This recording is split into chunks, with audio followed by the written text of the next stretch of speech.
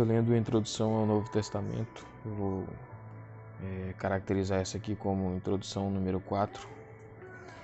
O Evangelho Quádruplo, página 1485.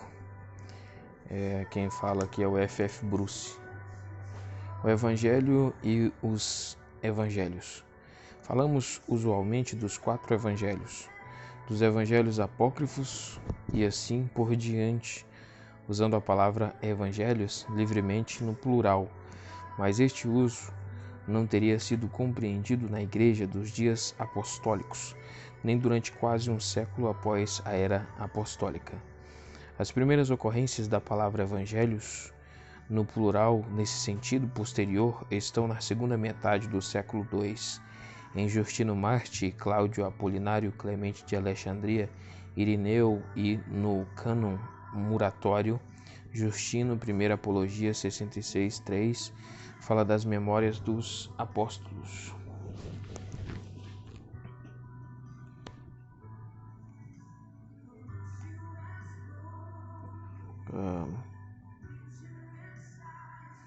Que são chamados evangelhos. No grego é euangelia, enquanto em outro texto, Diálogo com Trifo 10.2, 100.1, ele fala inclusivamente de evangelho, evangelion. Clemente Stromata se refere aos 4 evangelhos, euangelia, que foram passados a nós. Irineu, Heresias 11.8,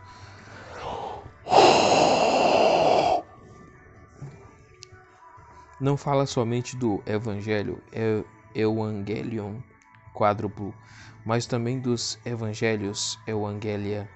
De forma semelhante, o cânon Muratório, enquanto chama o registro de Lucas de terceiro livro do evangelho singular, refere-se ao de João como o quarto dos evangelhos, plural, com base na forma em que alguns desses autores oscilam entre o singular e o plural. Pode-se deduzir que o plural evangelhos estava começando a ser usado. Autores anteriores usam o singular, seja para referir-se a um único escrito dos evangelhos, seja a uma coletânea desses escritos.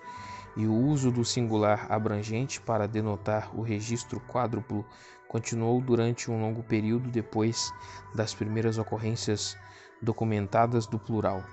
Para os primeiros cristãos havia somente um evangelho, o evangelho de Deus, acerca de seu Filho, Romanos 1:1-3, registrado de diversas formas por Mateus, Marcos e os outros. O cabeçalho geral para o relato quádruplo era o singular evangelion. Os 4 escritos incluídos sob esse cabeçalho eram especificados como segundo Mateus, segundo Marcos e assim por diante. Mesmo fora dos 4 canônicos, um documento como o Evangelho segundo os Hebreus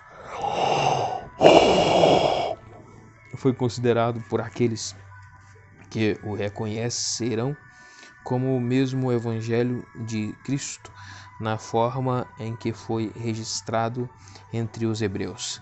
É digno de nota que nenhum dos 4 escritos evangélicos canônicos se autodenomina evangelho, e que todos os 4 são, estritamente falando, anônimos. Em ambos os aspectos diferem de uma série de escritos não canônicos dos séculos II e III, que se intitulam evangelhos e reivindicam a autoria de um apóstolo ou outra figura de liderança da primeira geração cristã. A autoria dos 4 canônicos precisa ser determinada, na medida do possível, por evidências externas e internas. Mais importante que a autoria individual é a verdade do evangelho de que dão testemunho os 4 evangelistas. No Novo Testamento, o evangelho é primeiramente a proclamação feita por Jesus de que o reino de Deus está próximo, e em segundo lugar está na subsequente proclamação por parte dos discípulos de que na humilhação e exaltação de Jesus o reino de Deus foi estabelecido e que o perdão e a vida eterna foram alcançados por ele para todos os que creem. A segunda fase do evangelho surge inevitavelmente da primeira, aliás, o próprio Jesus distinguiu as duas fases. Houve uma fase limitada em que a presença do reino de Deus foi manifesta no fato de ele ter expulsado demônios e por meio de atos poderosos semelhantes. Lucas 11:20 e 17:20-21, mas as presentes limitações seriam removidas quando o reino de Deus viesse com poder diante dos olhos de alguns de seus ouvintes. Marcos 9:1. A paixão e o triunfo de Jesus, que formavam um tema básico do testemunho apostólico, coroavam o seu ministério e corporificaram e confirmaram tudo o que ele havia ensinado acerca do reino de Deus. O pano de fundo do substantivo evangelion e do seu verbo correlato evangelizomai, levar boas novas, como os atos no Novo Testamento, deve ser buscado na segunda parte do livro de Isaías, em Isaías 40:9. As boas novas de libertação de Sião, celebradas em Isaías 40:9, você que traz boas novas a Sião, são interpretadas no Novo Testamento como prenunciando as boas novas de uma libertação maior, assim como a voz de Isaías 40:3, chamando a preparação de um caminho no deserto, para que o Deus de Israel pudesse conduzir para casa os seus exilados, e interpretada com respeito a uma outra voz que na véspera do ministério de Jesus chamou ao arrependimento em preparação para o advento daquele que estava por vir. Marcos 1:3, as palavras de Isaías 52:7. Como são belos nos montes os pés daqueles que anunciam boas novas. Tem o mesmo efeito que as de Isaías 40:9 e são aplicadas por Paulo em Romanos 10:15 aos pregadores do Evangelho de Cristo. Contudo, mais importante ainda para o uso do Novo Testamento é Isaías 61:1, em que um orador anônimo, identificado no Novo Testamento com servo do Senhor, nos capítulos anteriores de Isaías, se apresenta dizendo: O Espírito do soberano Senhor está sobre mim, porque o Senhor ungiu-me, tornou-me Messias, para levar boas notícias aos pobres.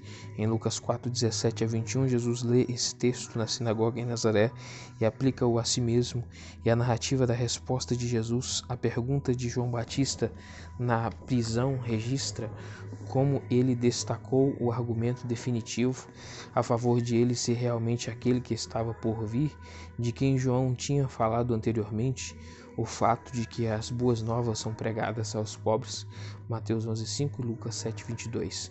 O evangelho oral, durante os primeiros aproximadamente 30 anos após a morte e ressurreição de Cristo, não se sentiu grande necessidade de um relato escrito do seu ministério. Enquanto estivessem vivas testemunhas oculares dos eventos salvíficos que pudessem falar com segurança do que tinham visto e ouvido, o testemunho de viva voz era suficiente, até o tempo em que a boa nova foi contada por homens e mulheres que não tinham tido contato direto com Cristo nos dias da sua vida no corpo.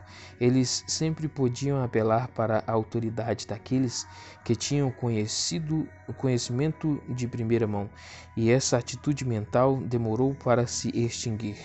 Ainda em 130 d.C., Papias, bispo de Herápolis, na Frígia, nos conta quanto era zeloso em conversar com aqueles que tinham conhecido os apóstolos e seus colaboradores, e como lhes perguntava o que os apóstolos realmente haviam dito, pois sentia que dessa forma estava em contato muito mais próximo com os fatos originais do Evangelho do que poderia estar pela leitura de um registro escrito. Não precisamos apelar para a nossa imaginação quando o assunto é conjecturar as formas em que o material mais tarde registrado em nossos evangelhos foi preservado e transmitido oralmente durante a primeira geração após a morte e ressurreição de Jesus. Algumas linhas de evidências estão disponíveis para nós. Letra A. As palavras de Jesus. Quando Jesus pela primeira vez foi para a Galiléia, proclamando as boas novas de Deus, a ênfase da sua mensagem era que o tempo designado havia chegado e o reino de Deus estava próximo. Ele instou os seus ouvintes a se arrependerem e crerem nas boas novas. Marcos 1:14-15. A sua pregação não era um acontecimento inesperado, era o cumprimento da promessa de Deus anunciada em épocas anteriores pelos profetas. Agora, finalmente, Deus havia visitado seu povo. Essa era a ênfase não somente da pregação de Jesus, mas também de seus atos poderosos, Lucas 7,16, que eram sinais de que o domínio do mal estava se desintegrando diante do estabelecimento do reino de Deus. Mateus 12, do 22 ao 29, Lucas 11, do 14 ao 22. O mesmo tema está presente em todas as parábolas de Jesus, que desafiam seus ouvintes à decisão e à vigilância em vista do advento do reino. Além do seu ministério público, Jesus se empenhou em dar instrução detalhada também a seus discípulos numa forma em que eles podiam facilmente guardar o conteúdo da memória. Os seus debates com os fariseus e outros oponentes também levaram a pronunciamentos que, uma vez ouvidos, não seriam facilmente esquecidos e que, aliás, serviram muito bem aos discípulos mais tarde, quando foram confrontados com questões controvertidas em que era bastante útil lembrar o parecer do seu mestre. Letra B, a tradição apostólica. Há diversas referências nas cartas do Novo Testamento à tradição grego paradosis, recebida do seu Senhor pelos apóstolos e que estes, por sua vez, transmitiram a seus convertidos. Essa tradição, no sentido mais completo, compreende o testemunho dos apóstolos de tudo o que Jesus começou a fazer e a ensinar, até o dia em que foi elevado aos céus. Atos 1:1. O testemunho deles foi difundido e perpetuado de muitas maneiras, especialmente na pregação missionária, nas instruções aos convertidos e na adoração cristã. Primeiro, pregação missionária. Algumas ideias do esboço da pregação da primeira igreja, querigma, podem ser extraídas das cartas de Paulo e dos outros apóstolos e dos discursos em Atos. As cartas de Paulo foram escritas a pessoas que já estavam familiarizadas com o querigma. Qualquer referência ao querigma nelas, portanto, será incidental e rememorativa. Em 1 Coríntios 15:3, por exemplo, Paulo lembra os seus ouvintes das características mais importantes da mensagem que lhes havia trazido salvação na sua primeira visita a Corinto, que Cristo morreu pelos nossos pecados. Segundo as Escrituras, foi sepultado e ressuscitou no terceiro dia, segundo as Escrituras, e apareceu a Pedro e depois aos 12.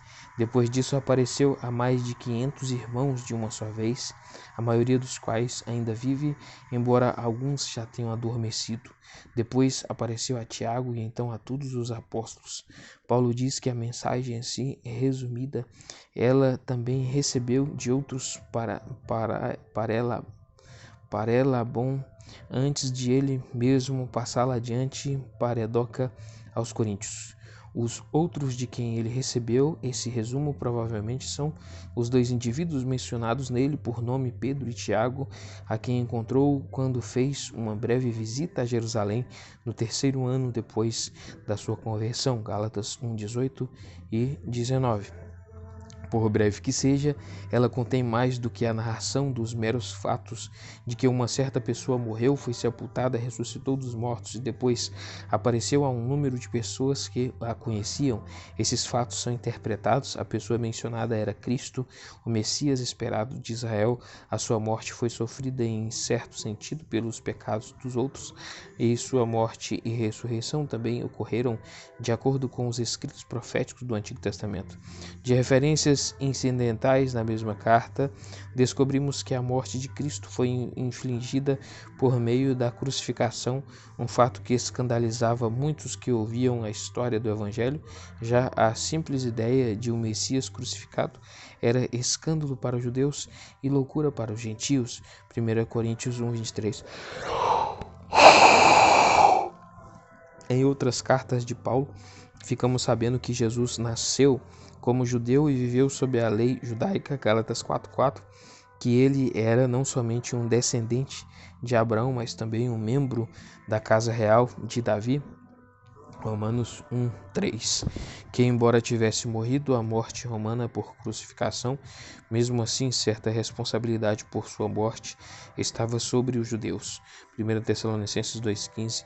Se podemos considerar 1 Timóteo carta de Paulo, descobrimos que Jesus apareceu diante de um certo Pôncio Pilatos e como testemunho fez uma boa confissão de fé, embora de acordo com 2 Timóteo 4:1, ele mesmo fosse o juiz apontado por Deus para julgar vivos e mortos. Tendo sido ressuscitado dos mortos, agora estava exaltado à direita de Deus. Romanos 8:34, Efésios 1:20, Colossenses 3:1. Diante do seu tribunal, diz Paulo, todos nós devemos comparecer, 2 Coríntios 5:10. Esse juízo está associado à sua vinda futura, um evento que vai ser acompanhado da ressurreição dos mortos e da obtenção da imortalidade por aqueles que então estiverem vivos. 1 Coríntios 15:52, 1 Tessalonicenses 4:16, que o querigma de Paulo continha algum relato da consumação dessa redenção divina no advento de Cristo é evidente, quando ele escreve a seus convertidos em Tessalônica, lembrando-os de como, na conversão deles, se voltaram para Deus, deixando os ídolos a fim de servir ao Deus vivo e verdadeiro e esperar do céu seu Filho e quem ressuscitou dos mortos, Jesus, que nos livra da ira que há de vir. 1 Tessalonicenses 1:9. Paulo insistia, 1 Coríntios 15:11, que o seu evangelho era basicamente o mesmo que o pregado pelos outros apóstolos. Não é de surpreender, portanto, encontrar em 1 Pedro os mesmos fatos apresentados como o fundamento do querigma: a morte e a ressurreição do Messias, 1 Pedro 1:3, sua exaltação à direita de Deus, 3:22, sua glória que ainda está por ser revelada, 5:1, tudo apresentado como o cumprimento da profecia do Antigo Testamento e como fundamental para a concessão da salvação de Deus.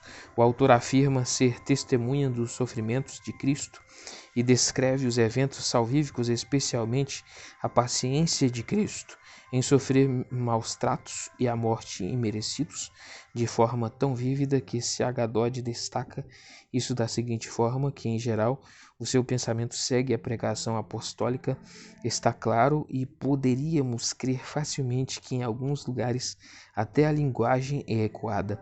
Não devemos ser tão rápidos como alguns críticos em minimizar tudo isso como influência paulina. É um eco claro da pregação que está por trás de Paulo e de todo o Novo Testamento. The Apostolic Preaching and its Developments, 1936, página 97 a 98.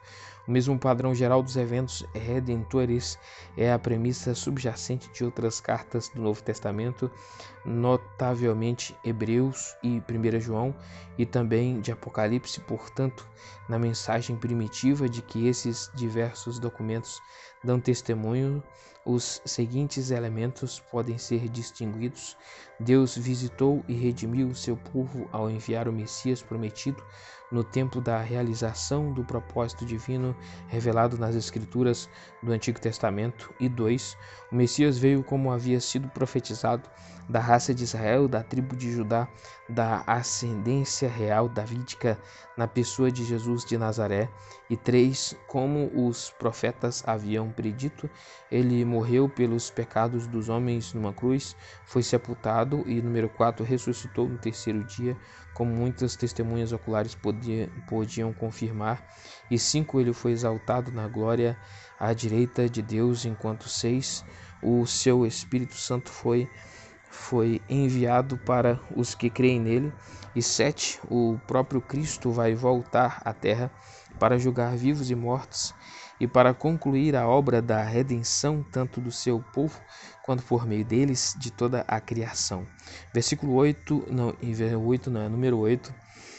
Com base nesses fatos, a remissão dos pecados e a vida da era por vir são oferecidas a todos os que se arrependem e creem nas boas novas. Os que se arrependem e creem são depois batizados no nome de Cristo, incorporados numa nova comunidade, a Igreja de Cristo.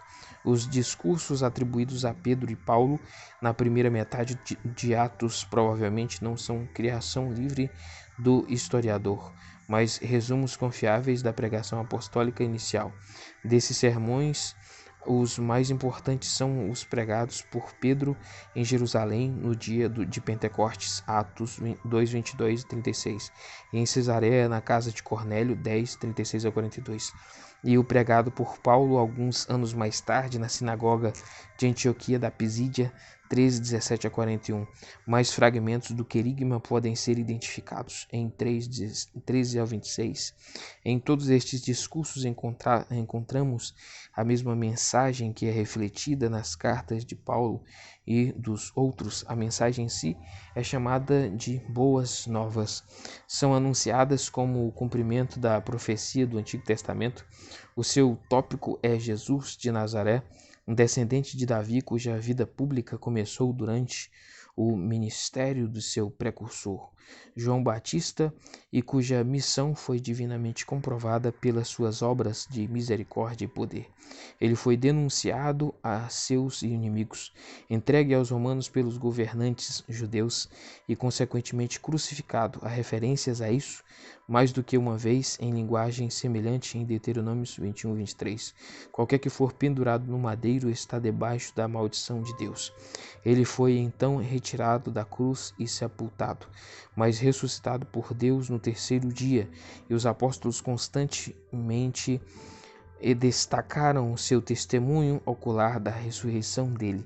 A ressurreição, eles afirmavam, declarou o Senhor e Messias, exaltado à direita de Deus, de onde tinha enviado seu Espírito sobre os seus seguidores. Ele iria voltar para assumir o seu posto divinamente concedido de juiz de vivos e mortos, entre mentes. O chamado aos que ouviram o Evangelho era arrepender-se, crer, ser batizados e receber a remissão dos pecados e o dom do Espírito Santo. Atos e as cartas nos contam a mesma história. A mensagem era essencialmente a mesma, não importa quem fosse o pregador. O ensino religioso estereotipado era prática regular em todo o mundo daqueles dias, e o Evangelho não foi nenhuma exceção. Um esboço semelhante do querigma foi identificado na estrutura sobre a qual o Evangelho de Marcos foi edificado, ou poderíamos dizer, o fio em torno do qual Marcos entreteceu suas diversas unidades de material evangélico. É digno de nota que Marcos comece onde começa o esboço do querigma, com a atividade de João Batista, e que termine com um relato da paixão e ressurreição de Cristo, que, como nos outros evangelhos, ocupa o que poderia parecer, de um ponto de vista puramente biográfico, um espaço desproporcional, mas essa é uma característica proeminente do querigma em todas as formas em que podemos identificá-lo. 2. O ensino cristão nos primórdios. Algumas amostras de instrução aos convertidos aparecem nas cartas, do que fica claro que a base desse ensino era o que o próprio Jesus havia ensinado. Assim, ao dar instrução acerca do casamento, Paulo cita o mandamento de Jesus proibindo o divórcio, 1 Coríntios 7,10. Ele também cita o parecer de Jesus acerca do sustento dos pregadores do Evangelho, 1 Coríntios 9,14. Mas há evidências de mais instruções sistemáticas pelo método catequético, e à medida que o número de convertidos crescia, especialmente durante a missão entre os gentios, escolas de treinamento dos instrutores teriam se tornado praticamente uma necessidade, e compilações dos ensinos de Jesus inevitavelmente teriam sido elaboradas, no mínimo orais e provavelmente escritas. Podemos imaginar este contexto vital para as coleções de ditos de que dependeram Mateus e Lucas, e mais tarde o próprio Evangelho de Mateus foi considerado como assumindo forma em uma dessas escolas.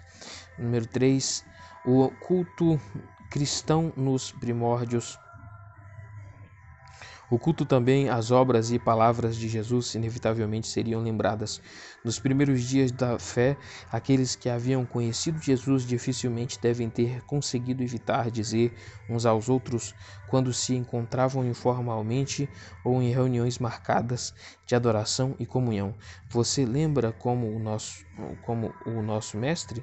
Em particular, a ceia do Senhor era uma oportunidade regular para se recontar a morte dele, incluindo os eventos que a precederam e sucederam. 1 Coríntios 11:26, a instituição da ceia do Senhor, incidentalmente, como o resumo dos eventos redentores em 1 Coríntios 15:3, é narrada por Paulo como algo que ele recebeu por tradição, que se originou com o próprio Senhor, antes de passá-la a seus convertidos. 1 Coríntios 11:23. A ceia não somente fazia lembrar o Senhor cada ocasião em que os cristãos comiam o pão e bebiam do cálice, era uma antecipação do retorno dele. A narrativa da paixão, aliás, sendo contada e recontada tanto no culto cristão quanto na pregação missionária, 1 Coríntios 2:2 e Gálatas 3:1, tomou forma como um todo bem conectado numa data bem antiga, uma conclusão a que se chegou também pela crítica da forma dos evangelhos que temos. No método da crítica da forma, tenta-se isolar e classificar as diversas unidades independentes e completas em si, que foram reunidas nos evangelhos escritos, a imaginar as situações vitais em que eles se originaram e foram preservados no estágio oral da transmissão. O valor do método da crítica da forma é maior quando o que originariamente era uma e a mesma unidade de ensino ou narrativa pode ser identificada como tendo sido transmitida em duas linhas separadas, em duas formas diferentes, uma situação que aparece repetidas vezes quando comparamos um relato sinóptico com seu paralelo em João. Assim conseguimos enxergar melhor o material de tal unidade como era antes que começasse a ser transmitido. Os evangelhos escritos. O início da composição escrita dos evangelhos, como poderíamos esperar, coincide com o fim da primeira geração de cristãos, quando aqueles que desde o início foram testemunhas oculares e servos da palavra, Lucas 1:2, foram removidos pela morte e a necessidade de um registro escrito permanente do seu testemunho seria sentida mais agudamente do que antes. É exatamente nesse ponto que a tradição do século II coloca o início da composição dos evangelhos e está certa nisso. Todos os nossos 4 evangelhos canônicos provavelmente devem ser datados das 4 décadas entre 60 e 100 depois de Cristo. Não precisamos pensar que a transmissão do testemunho apostólico tenha sido exclusivamente oral antes de 60 depois de Cristo. Ao menos alguns dos muitos, de acordo com Lucas 1:1, que tinham se empenhado em fazer um relato ordenado dos eventos evangélicos, podem tê-lo feito de forma escrita antes de 60 depois de Cristo, mas nenhum documento de uma data anterior sobreviveu, exceto na medida em que sobreviveram nos evangelhos que possuímos por escrito. Diversas correntes de tradição podem ser distinguidas nos 4 evangelhos com respeito a esse aspecto, assim como também a alguns outros. João está separado dos outros evangelhos e é melhor considerá-lo independentemente. Os outros 3 evangelhos estão interrelacionados a ponto de serem muito apropriados para o estudo sinóptico, como quando o seu texto é ordenado em 3 colunas paralelas para que suas coincidências e divergências possam ser examinadas convenientemente. Por essa razão são conhecidos como evangelhos sinóticos, uma designação que parece-lhes ter sido dada pela primeira vez em 1774 por J.J. Griesbach.